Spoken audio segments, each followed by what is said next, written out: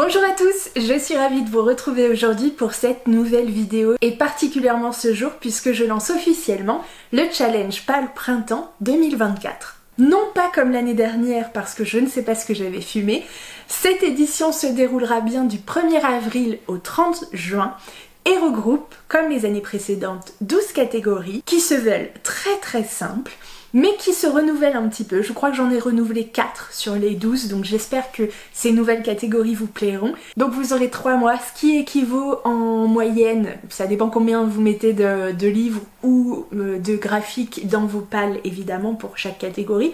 Mais en gros, vous pouvez lire 4 livres par mois et vous remplirez du coup votre challenge sans problème. Évidemment, comme les années précédentes, je vais vous proposer tous les visuels à retrouver en barre d'infos pour partager sur vos stories, Instagram, etc. Mais j'ai également des petites nouveautés. J'ai décliné spécialement pour nous les visuels en format fond d'écran pour les portables. Vous voyez que j'ai mis sur le mien d'ores et déjà, voilà, le fond d'écran du challenge. J'ai également créé la même chose pour les fonds d'écran d'ordinateur. Ça nous permet d'avoir un petit rappel quand même qu'on est en plein challenge. Et également, comme les années précédentes, j'en profite pour sortir ma nouvelle collection de marque-pages. Je vous les présenterai en fin de vidéo puisque je ne les ai pas encore reçus officiellement. Mais du coup je vais passer commande incessamment sous peu, donc il y aura comme d'habitude un concours organisé pour gagner l'ensemble de ma collection. Malheureusement je ne peux toujours pas les vendre, mais peut-être que je vous mettrai quelques visuels à disposition en format numérique pour que vous puissiez vous-même les imprimer parce que je ne vois pas trop d'autres solutions, excepté le fait voilà, de vous en mettre également dans les commandes Vinted. Je vous mets tout ça en barre d'infos. Vous avez mon lien Vinted, vous savez que dans toutes les commandes, je mets des marque-pages que j'ai réalisées. Voilà, je ne peux vous proposer que ces solutions-là.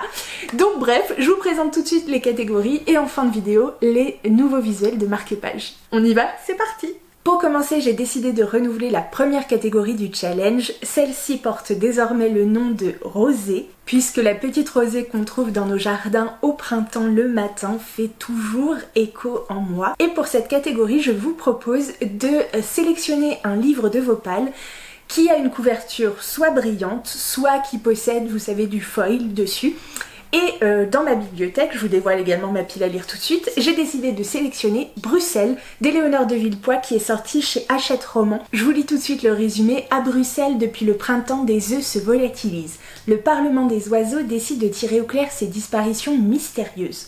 La mission est confiée à un trio bigarré. Jaboterne, un pigeon lunaire. Pour ceux qui savent, vraiment, les pigeons et moi, c'est pas possible. Mais je veux bien faire un effort dans la littérature. 7. Une corneille acariâtre et champ perdu, un rouge-gorge tapageur.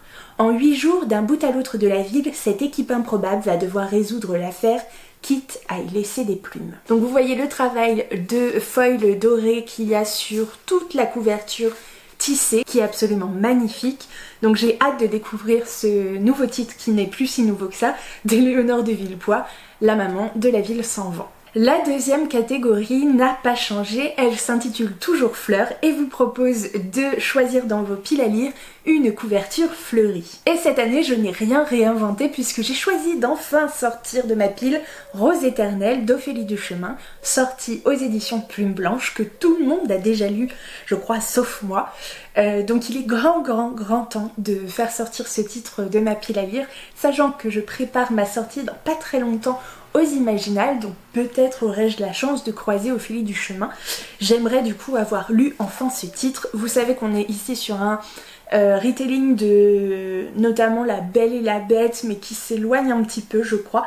Donc voilà, je vais pas vous lire le résumé. On va suivre Méliane qui semblerait va devoir apprivoiser une bête. Donc voilà, je préfère pas en dire plus, histoire de me garder la surprise. En tout cas cette couverture est absolument divine. Donc voilà, il me tarde de le découvrir. Troisième catégorie, toute nouvelle dans ce challenge et celle-ci me tient particulièrement à cœur. Elle s'appelle Tartine beurre et chocolat et rend hommage notamment à ma petite mamie Thérèse. Avec cette catégorie, vous pourrez rajouter un livre qui parle de personnes âgées, de nourriture ou ou encore Cocooning. Et pour celle-ci, je ne pouvais rêver mieux que ce titre, le premier tome d'une sacrée mamie de Shimada Yoshichi et Ishikawa Saburo, sorti aux éditions Delcourt Tonkam. 1958, Hiroshima. À cette époque au Japon, il est difficile pour une jeune femme d'élever seule ses 2 fils. Acculée, Hideko décide un jour de confier son plus jeune garçon, Akihiro, à sa mère qui vit à la campagne. Arrivé chez sa grand-mère, une vie complètement nouvelle va commencer pour Akihiro. Pas facile de quitter la ville pour la campagne quand on n'y est pas préparé. Mais le petit garçon va vite s'habituer à sa nouvelle vie au grand air. Suivant l'exemple de sa super mamie débrouillarde, il apprend à s'adapter à toutes les situations. Donc on est ici sur un manga qu'il me tarde vraiment de découvrir, même si ça va être du coup avec probablement beaucoup d'émotions à la clé, mais j'ai hâte, vraiment j'ai hâte. Il me tenait véritablement à cœur de créer cette catégorie pour elle cette année, et vous pourrez retrouver également du coup un petit hommage parmi la collection de marque-pages que j'ai créée cette année. Quatrième catégorie, et celle-ci vous la connaissez, il s'agit de la catégorie vert qui vous permettra de découvrir un livre à la couverture verte. Pour celle-ci, j'ai décidé de sortir de ma palle le premier tome du Paris des merveilles de Pierre Pével, sorti ici chez Brajlon. Je vous avoue qu'il est dans ma pile à lire depuis tellement longtemps que c'en est ridicule. Du coup, Paris, début du XXe siècle, surtout qu'il y a tous les ingrédients a priori pour me plaire, donc vraiment, qu'est-ce qu'on attend, Pauline? Bref, les messieurs ont de fières moustaches, des chapeaux melons. Les dames portent des corsets, des jupons, des bottines à boutons. Déjà, de rutilantes taco pétarade parmi les fiacres le long des grands boulevards aux immeubles haussmanniens. Mais ce n'est pas le Paris de la belle époque tel que nous l'entendons.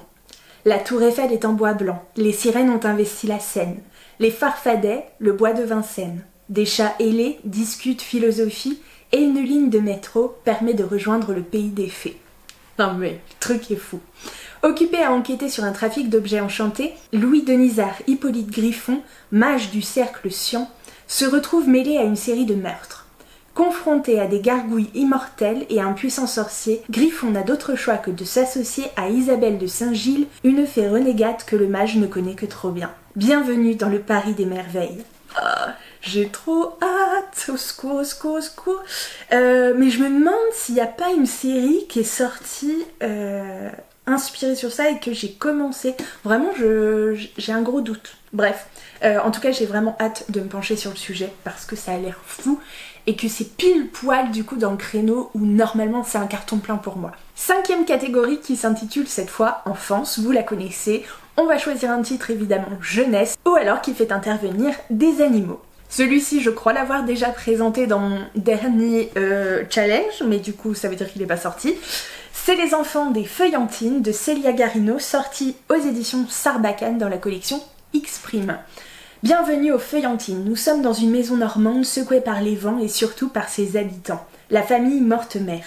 L'aînée des Mortemer, c'est Désirée. Elle a 24 ans et 7 enfants à sa charge. Dans cette maison, il y a un perroquet mal poli, des tunnels à creuser, un cochon, des additions ratées, un piano désaccordé, un lapin mollasson, une grand-mère en fauteuil. Bref, aux Feuillantines, il y a cette famille qui ne demande qu'à être aimée et que toi, lecteur, lectrice, va rencontrer. Bref, vraiment, ce livre, il me fait de l'œil, mais depuis vraiment très longtemps. Et je ne sais pas ce que j'attends pour le sortir. Peut-être parce que j'ai 1 million de livres dans ma pile à lire et que c'est un peu normal. Mais bref, j'ai hâte. Pour la 6e catégorie, pas de changement toujours, on retrouve la catégorie nature avec les mots-clés environnement, saison ou encore nature writing. Et pour celle-ci, j'ai décidé de légèrement tricher dans le sens où c'est un livre qui fait référence à la nature, ça oui, mais pas une nature comme on la connaît, enfin en tout cas j'espère pas. Il s'agit du premier tome de Tiziri intitulé Le choix d'Astar d'Alexiane Delis, sorti aux éditions Plume Blanche. Un mélange parfait de science-fiction, fantasy et fantastique à la mode Avatar et vous obtenez Tiziri, je voulais le résumer. Les anciens racontent l'arrivée des écomères sur Terre comme le plus grand cataclysme de l'histoire. Terraformée, la faune et la flore changent alors à jamais. Ainsi, chaque plante répond à l'appel de ses envahisseurs et se ligue contre les humains survivants qui, afin de continuer à exister, ont trouvé refuge dans un cratère au cœur du continent africain sous un dôme protecteur. Tiziri, appelée Blanche par les siens à cause de son albinisme, est la meilleure des faucheuses. Son rôle, nourrir les siens grâce à la chasse. Seulement, les proies se raréfient. Poussée toujours plus loin, elle ne peut que remettre en question le savoir des anciens lorsqu'elle se retrouve face à cet océan qui géographiquement devrait pourtant se trouver à des centaines et des centaines de kilomètres de là. Et que penser de cette lune rouge qui apparaît dans le ciel? Qui, dans son monde, est finalement le prédateur? Oh là là, prix des Aliénales 2022, et j'en passe parce que j'ai tellement entendu parler en bien de ce titre que vraiment il faut que je le sorte de ma pile à lire pour pouvoir me procurer peut-être le tome 2 aux Imaginales. Je dis ça, je dis rien, mais voilà. 7e catégorie, et là encore rien n'a changé, c'est la catégorie envie que l'on retrouve, et dans cette catégorie vous allez pouvoir sauter sur votre dernier achat. Là encore je triche un tout petit peu parce qu'en fait mes derniers achats, et bien concrètement je les ai lus. Oui, je sais, ça arrive. Donc en fait j'ai pris le dernier livre qu'on m'a offert. Il s'agit d'un auto-édité qui s'appelle Automates et Fiançailles, le tome 1, Les Mécagiciennes. Oh, c'est pas facile à dire, Les Mécagiciennes, mon cerveau ne veut pas le lire, d'Astrid Sterrin. Donc voilà, sorti en auto-édité, qui m'a été offert par mon amie Lauriane. Donc j'ai trop hâte, prête à tout pour sauver son mariage arrangé. Étudiante à l'Institut Mécagique où elle conçoit des automates et des potions, Gisèle est promise à un fiancé qu'elle ne connaît pas encore. Albert, charmant cadet de bonne famille, a tout de l'homme idéal et Gisèle rêve d'un avenir confortable à ses côtés. Ok. Ses perspectives s'écroulent quand ses parents décident finalement qu'Albert épousera plutôt sa sœur aînée, dont Gisèle jalouse déjà le charme et le génie. Leur obéir sagement? Cette fois non. Gisèle se décide à faire une folie, traverser le pays pour arrêter le mariage. Mais d'autres partagent cet objectif pour des raisons politiques bien plus retorses. Quand Gisèle retrouve enfin Albert, qui se révèle aussi réfléchi qu'exaspérant, elle doit cette fois s'enfuir avec lui. Pourchassés par l'homme le plus puissant du pays, c'est dans les bas-fonds de la capitale que Gisèle et Albert apprendront à se défendre, à se connaître et peut-être à s'aimer. On adore, on adore. Moi j'ai trop hâte. Franchement, recommandé par Lauriane déjà, j'y vais les yeux fermés et il me tente véritablement alors que c'était un titre que je connaissais pas du tout. Bref, catégorie suivante. Pour la catégorie numéro 8, on retrouve celle connue précédemment, intitulée Voyage, qui regroupe les mots-clés SFFF, puisque c'est une sorte de voyage évidemment, mais également exotisme ou encore road trip. Pour celle-ci, pas de nouveauté je crois également, puisque j'ai décidé de remettre, parce que vraiment il faut qu'il sorte de cette pile à lire, le titre Prospérine virgule point et la phrase sans fin de Laure d'Argelos, qui est sorti ici aux éditions Rivka dans une très très belle édition. Alors si vous ne connaissez pas vraiment cette histoire, si vous ne l'avez pas vu passer absolument partout sur les réseaux, mais où étiez-vous ces derniers mois? Bref, je vous lis le résumé. À demi-mot, petite bourgade sans histoire reposant sur un manuscrit inachevé, les habitants polissent et réparent les lettres tout au long de l'année. Mais Prospérine virgule point, qui ne fait jamais rien comme les autres, préfère bichonner ses trompettes à pétales plutôt que de faire fleurir l'empire des points et des virgules. Tout bascule un beau matin lorsqu'elle découvre un corps à l'intérieur de sa boutique. Accompagnée d'Honoré, un citadin passablement exécrable, et de son frère, champion de plongée littéraire, Prospérine va devoir fouiller parmi les secrets les plus enfouis de la capitale pour sauver Demi-mot. Et si tout était lié à cette mystérieuse phrase sans fin, laissée en suspens par l'auteur. Vraiment, je sens le bijou arriver. J'espère du coup le coup de cœur, mais voilà, sait-on jamais, mais en tout cas j'ai vraiment hâte de lire. Catégorie suivante, et bien c'est la catégorie ménage du coup qui m'a énormément plu à moi l'année dernière, puisqu'avec cette catégorie je vous invite à sortir un titre qui clôture une saga. Et moi du coup je n'ai pas changé d'objectif puisque je n'ai pas réussi l'année dernière. Je vous propose du coup le tome 3 de Steam Sailor intitulé Le Passeur d'âme d'Ellie S. Green, sorti aux éditions Gulfstream. Il est temps, mais voire grand temps, de sortir le dernier tome de cette saga, de cette trilogie. Vraiment, j'ai reculé au maximum, mais là c'est plus possible, il faut le sortir, il faut en finir. Et je me demande même si depuis le temps que j'ai lu les 2 premiers tomes, je ne vais pas me refaire une lecture et vous proposer une lecture commune, pourquoi pas, de cette saga en entier, du 1er, 2e et 3e tome de Steam Sailor, parce que c'est un véritable bijou. Je n'ai lu que les 2 premiers tomes, mais vraiment c'est un chef-d'œuvre. Je suis fan absolue depuis le premier jour. Et voilà, et du coup, que vous dire de plus, je vais pas vous lire le résumé du tome 3, ce serait bête. Mais on va suivre Patience, je crois, qui est une jeune fille avec, comment dire, une sorte de capacité particulière, mais qu'elle cache énormément, qui vit du coup dans un monde où la terre a été fracturée en 2, donc il existe maintenant la basse terre et la haute terre. C'était à une époque où il existait encore des alchimistes, donc qui possédaient de grands pouvoirs, qui ont disparu au moment de cette fracture, qui ont été plus ou moins éradiqués. Et Patience vit dans la basse terre, qui est du coup une partie du monde qui s'en sort tant bien que mal, je veux dire c'est assez compliqué, et qui ignore tout de ce qui se passe en haute terre. Entre les deux, du coup, il existe des pirates, j'adore, des pirates de l'air, et tout va commencer pour Patience le jour où elle va se faire kidnapper par l'équipage de l'Héliotrope, donc un bateau pirate de l'air, et qui vont se remettre à la recherche du trésor des alchimistes perdus. Voilà, bref, c'est génialissime, vraiment. Donc si une lecture commune de cette trilogie vous intéresse durant ces 3 mois de challenge, eh bien n'hésitez pas à me le dire en commentaire, j'organiserai tout ça et vous donnerai les liens. Donc voilà, mais j'ai hâte, vraiment hâte et en même temps très peur, mais hâte de découvrir la fin de cette magnifique histoire. La 10e catégorie qui vous a beaucoup fait rire l'année dernière, eh bien je la ressors cette année, elle s'intitule Hormones et vous propose de sortir de votre balle une romance, voire pour les plus audacieux, une romance spicy. Alors j'avoue que pour cette année, eh bien je fais un peu moins la coquine puisque c'est une simple romance, enfin en tout cas je crois, que je vais sortir, que j'ai aussi dans la pile à lire depuis très longtemps. Il s'agit de La Petite Librairie des Cœurs Brisés d'Annie Darling, sortie aux éditions Hauteville. J'ai le coffret, vous savez les coffrets roses magnifiques qui regroupent les 4 titres pardon, de cette histoire, univers, enfin je sais pas comment on peut l'appeler, mais bref. Je crois que ça c'est le premier, donc je vais me lancer. Du coup, je vous lis le résumé. Amoureuse des livres depuis toujours, Posy travaille dans une vieille librairie londonienne et passe son temps à lire des romances. Oui, d'accord. À la mort de la propriétaire, elle hérite de cette institution qui périclite à vue d'œil. La jeune femme remue alors ciel et terre pour éviter la faillite et fonder la librairie de ses rêves spécialisée dans la littérature sentimentale au bonheur des tendres. Mais Sébastien, petit-fils de l'ancienne propriétaire, espère en faire un haut lieu du roman policier. Si Posy ne change pas d'avis, il a les moyens de faire de sa vie un enfer.